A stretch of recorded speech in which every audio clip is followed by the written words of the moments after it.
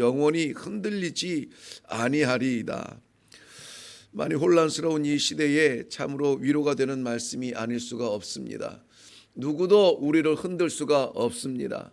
아무것도 우리를 주의 사랑에서 빼앗을 것이 없습니다. 우리가 설령 놓쳐도 하나님이 우리를 놓지 아니하세요. 우리는 흔들리지 않습니다. 특별히 반석 위에 하나님의 말씀 위에 이 하루를 살아가기로 작정하는 기도의 사람들을 하나님이 놓으실 수가 없습니다. 그 사람들이 하나님께는 위로가 되고 하나님께는 찬양이 되는 것입니다. 오늘 이 아침에 하나님께서 우리에게 주시는 이 확실한 말씀, 아무것도 우리를 흔들 수 없는 반석 위에서 하나님을 바라보는 귀한 삶을 살아가기로 작정하는 그러한 하나님의 성도들로서 이 말씀을 함께 나눌 수 있기를 바랍니다.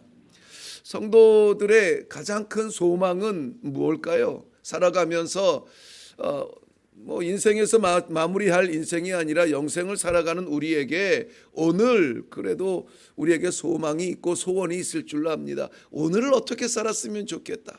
오늘 나에게 어떤 하루가 되었으면 좋겠다. 이러한 간절한 기대가 있을 줄로 알아요. 많은 사람들은 많은 기대가 있겠죠. 다양한 기대가 있습니다. 몸이 연약한 사람은 회복되기를 기대하고, 또 어려움을 당한 사람은 문제가 해결되기를 기대하고, 또 경제적으로 어려운 사람들은 뭔가 한번 좀 생겨봤으면 좋겠고, 학생들은 공부, 직장인들은 진급, 많은 것들이 우리의 기대가 됩니다. 그렇다면 성도의 기대는, 성도의 소망은 무엇인가요? 아무리 생각해 보아도 그저 우리의 소망은 하나님과 함께하는 것, 어디를 가도 주께서 나와 동행하시는 것, 어떤 자리에 있어도 하나님의 손을 놓지 않는 것, 하나님 나와 함께하여 주시며 내주하여 주심이 나의 유일한 소망이십니다. 살아계신 하나님 말씀하옵소서. 살아계신 하나님 손 붙잡아 주옵소서. 살아계신 하나님과 함께 가는 것, 동행하는 것, 이것보다 더 큰 소망은 없는 줄로 믿습니다. 우리 사랑하는 성도 여러분, 그렇습니까? 정말 그런 간절한 소망이 있습니까? 그 말씀을 오늘 1절에서 선포하는 것처럼 이야기하는 것이 있어요. 뭐냐면 여호와여 주의 장막에 머무를 자가 누구며 주의 성산에 사는 자가 누구입니까? 라고 말하고 있습니다. 주님과 함께 동행하기를 원하는 간절한 마음을 이야기하고 있습니다. 그 자리에 머물고 싶고 거기서 함께 살고 싶고 그러한 거예요. 시간으로 치면은 지금부터 영원까지 주님과 함께하고 싶죠. 공간으로 치자면은 여기에서 천국까지 주님과 같이 가고 싶죠. 오늘 그것에 대한 이 다윗의 그러한 기도의 모습인데요. 누가 어떻게 하면은 그렇게 할 수 있고, 이게 문제잖아요. 소원은, 우리 성도들의 소원은 그거예요. 근데 누가 과연 그렇게 할 수 있을까? 어떻게 하면은 그렇게 할 수 있을까? 본문에서 나오고 있는 이러한 질문과 대답 속에서 오늘 우리가 나아갈 길을 한번 다짐해 보는 시간이 되기를 바랍니다. 1절 말씀 다시 가보겠습니다. 여호와여 주의 장막에 머무를 자가 누구며 주의 성산에 사는 자 누구입니까? 이 질문처럼 안타깝게 부르짖는 이 다윗의 모습이에요. 누구에게 말하고 있습니까? 여호와여 그러잖아요. 여호와여, 여호와여. 이게 여호와를 부르는 것은 대답할 이가 누구라고요? 여호와밖에 없다는 거예요. 여호와의 성전에 머물고 싶고 여호와와 함께 동행하고 싶고 여호와와 함께 나가고 싶은데, 여기 이 질문에 대답할 수 있는 사람은 이 세상에 아무것도 없어요. 누구도 없어요. 누구만? 여호와만 그 질문에 대답해 줄 수가 있다는 것이에요. 그렇다면은 주의 장막에 머물 수 있는, 주의 성산에 살 수 있는 그 삶의 기준, 그 기준은 누가 정해요? 여호와께서 정하시는 거예요. 사람이 정하는 게 아닙니다. 내가 정하는 게 아니에요. 내가 하나님께 얼마만큼 머물겠다라고 내가 정하는 것이 아니고, 내가 살고 싶으니까 내가 살겠다고 내가 정하는 게 아니에요. 그 기준은 누구에게로부터 오느냐? 여호와에게로부터 와요. 그러니까 우리 삶의 기준은 누구를 맞춰야 돼요? 여호와를 맞춰야 되는 거예요. 여호와가 나를 맞추는 게 아니에요. 내가 힘드니까 도와주세요, 내가 답답하니까 열어주세요가 아니라, 힘든 상황, 답답한 상황, 그 상황에서 어떻게 해야 될지를 누구에게 물어요? 여호와에게 물어보는 것이 성도들의 바른 삶의 기준이에요. 이 기준을 오늘 본문 말씀에서는 크게는 세 가지 2절에서 말씀하고 있고, 그것을 이 좀 세분화해서 3절에서 4절 이후까지 이야기하고 있어요. 그것을 좀 함께 나누기를 원합니다. 장막에 머문다, 우리의 소원대로 장막에 머문다라고 하는 이 머문다라는 말은 가까이 있다라는 얘기예요. 동행한다라는, 우리가 하나님 앞에 가까이 가서 뭐 합니까? 예배하는 거예요. 예배하는 것. 그러니까 여호와의 장막에서 예배 드리는 그러한 삶을 말합니다. 장막은 우리가 아는 대로 성막, 이 성전이 아직 지어지기 전이에요. 그렇다면 이스라엘 백성들에게 이 장막이 성전되고 성전이 우리 이 성도가 되었는데, 이 성도의 본래의 그 자리는 어디냐면은 이 장막 자리예요. 장막은 하나님께서 내주하여 주시는 자리, 하나님께서 존재하시는 자리, 우리의 중심 가운데 계시는 그 자리를 이야기하고 있잖아요. 그 장막을 바라볼 때마다 하나님을 향한 간절한 마음이 있어요. 그러므로 그 장막에서 이루어지는 일들은 다른 것을 할 수가 없습니다. 그저 살아계신 하나님 아버지, 우리를 인도하시는 하나님 아버지, 우리의 중심에서 우리를 살리시는 하나님 아버지, 그 이름을 찬송하며 찬양하며 경배하며 예배드리는 것밖에 없어요.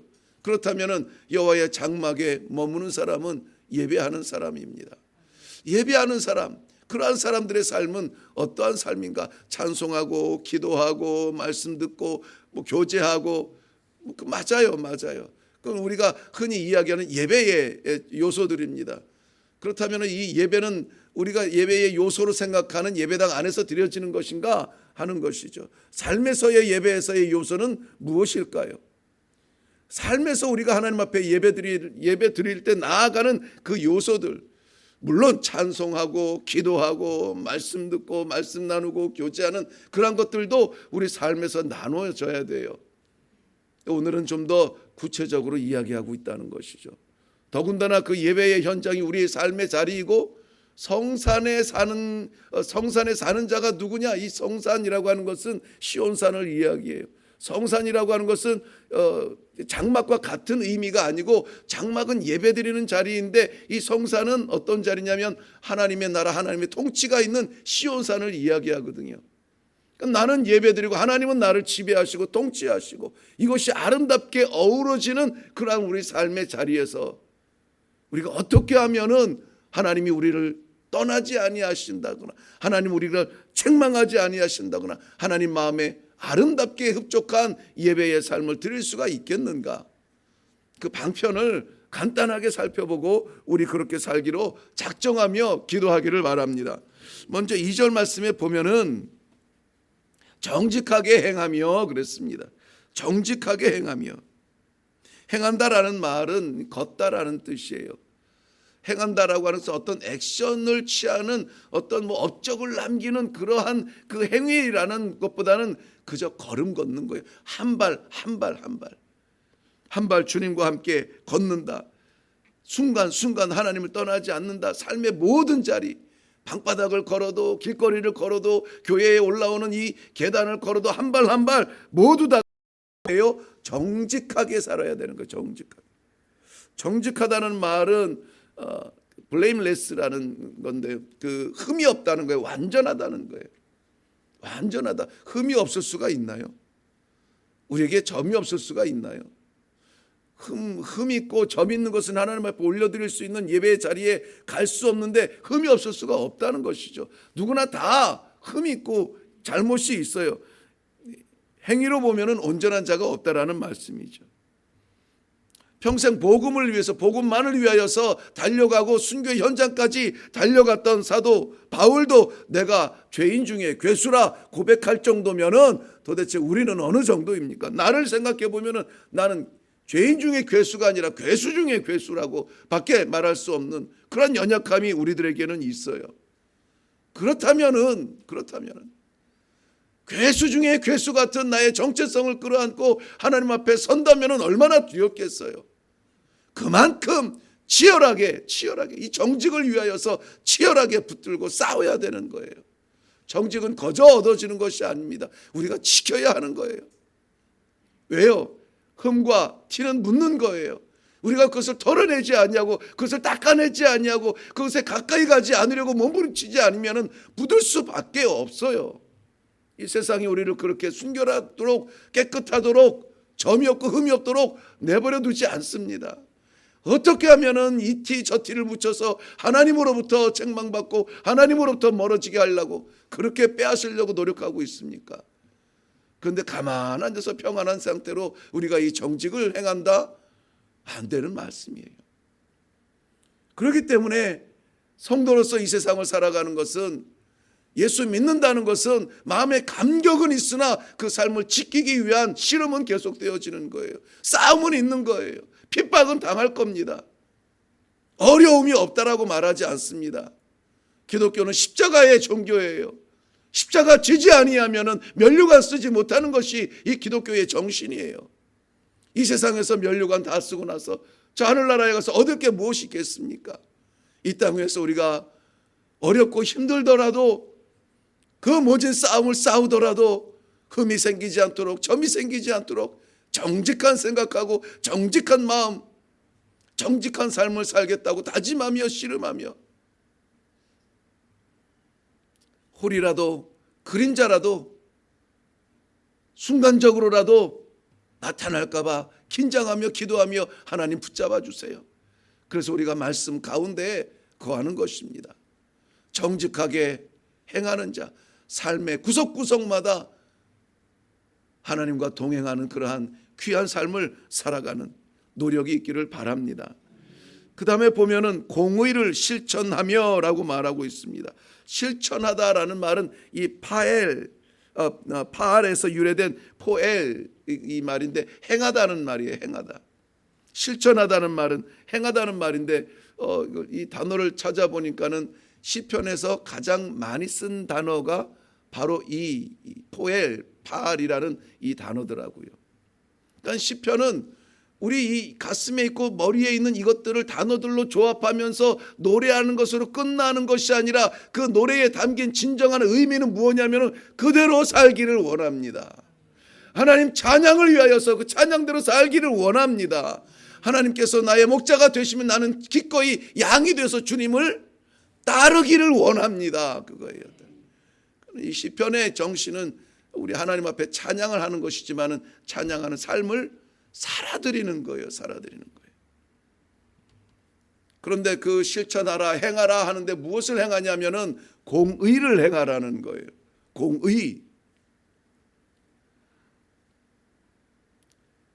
공의는, 하나님의 공의는 심판입니다. 우리에게는 이 심판할 수 있는 공의가 없어요. 민수기 21장 말씀에 보면은 아무리 사랑하는 백성이라도 불만하고 불평하고 하나님을 향하여 손가락 들고 불신한 이스라엘 백성들을 향한 하나님의 공의는 불뱀을 보내는 거였습니다.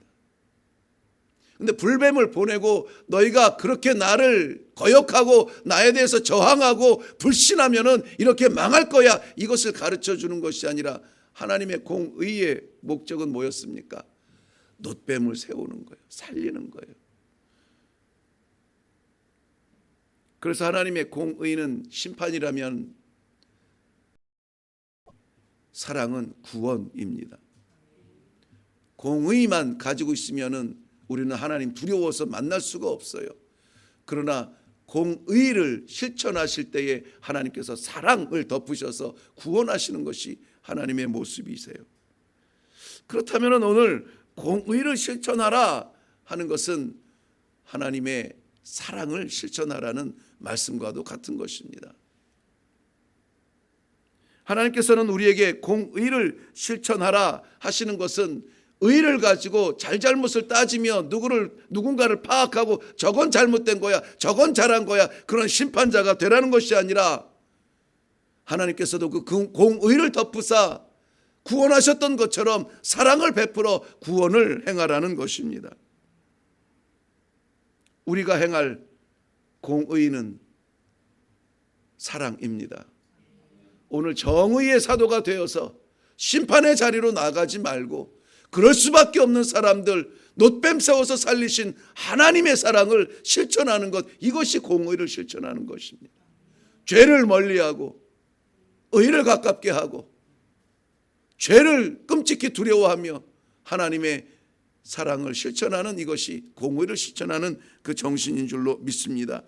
2절 하반절 말씀에도 분명하게 말하고 있는데요, 우리가 오늘 행할 세 번째의 삶의 그러한 기준입니다. 무엇이냐면 진실을 말하라 하는 것. 진실을 말하라.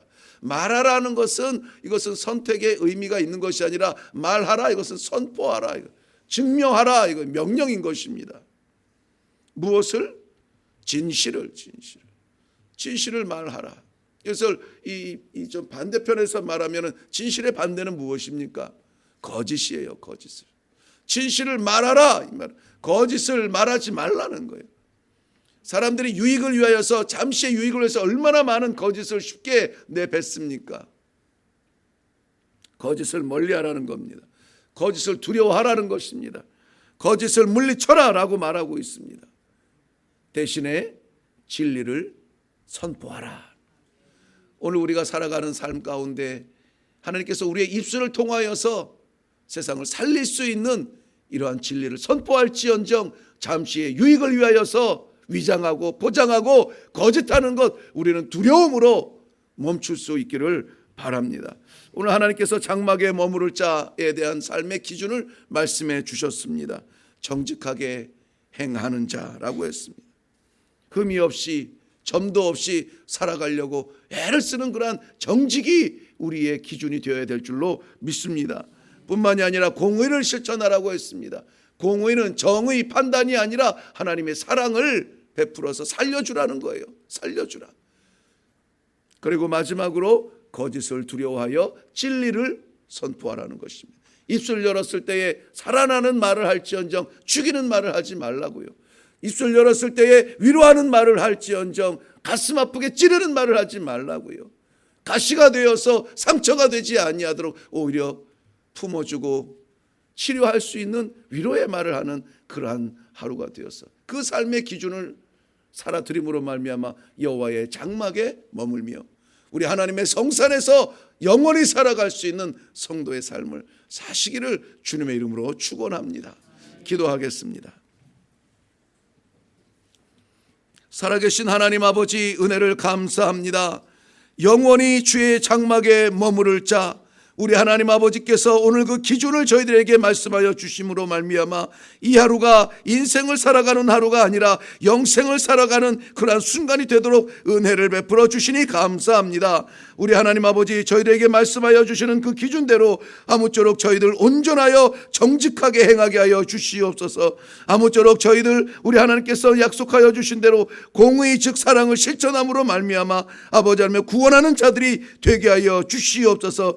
거짓은 그림자라도 포기하며 하나님 아버지 정직을 위하여서 하나님 아버지 정말 우리가 씨름하며 싸우며 나아갈 수 있는 성도들의 삶이 되게 하여 주시옵소서. 생명주사 이 땅에 보내어 주시고 하나님 주의 구원주사 성도로 살아가게 하시고 하나님 아버지 나라를 꿈꿀 수 있는 귀한 생명 주심을 감사합니다. 한번 살아가는 생에 하나님 아버지 앞에 열심히 달려가며 하나님 앞에 섰을 때 금혈류관 밖에 부족함이 없는 삶이 되게 하여 주시옵소서. 생일을 감사하여 올려드리는 귀한 예물을 받으시며 우리 하나님 아버지 생애가 복되게 하여 주시옵소서. 모든 성도들의 생애가 같은 생애가 되게 하여 주실 줄로 믿사옵고 예수님의 이름으로 기도하옵나이다. 아멘. 아멘. 자, 오늘 이 기준이 흔들리지 않기를 바랍니다. 그래서 주의 장막에 머무르기에, 주의 성산에 살기에 부족함이 없고 부끄러움이 없어 도망하는 자가 아니라 오히려 그 안에 뛰어들어 하나님과 동행하며 사는 우리 귀한 하루가 되기를 바랍니다. 주여, 우리 안에 정직함이 없습니다. 그러나 하나님 아버지 정직하게 하여 주시옵시고 흠도 없이 티도 없이 하나님 앞에 살아드리기 위하여서 순결한 삶을 위하여 몸부림치는 이 하루가 되게 하여 주시옵소서. 아버지 하나님, 우리에게 행할 공의는 없사오나 하나님께서 허락하여 주신 이 사랑을 실천함으로 말미암아 구원하는 사람이 되게 하여 주시옵소서. 우리가 가는 모든 자리마다 구원의 소식이 선포되는 저희가 되게 하여 주시옵소서. 우리 안에 거짓이 물러가며 진실을 선포하는 그러한 진실된 이 하루가 되도록 주님 도와 주시옵소서. 이 시간에 우리 주님 한번 외치고 우리 간절한 성령님의 도우심을 사모하며 이 삶의 기준을 향하여서 나아갈 수 있기를 바랍니다.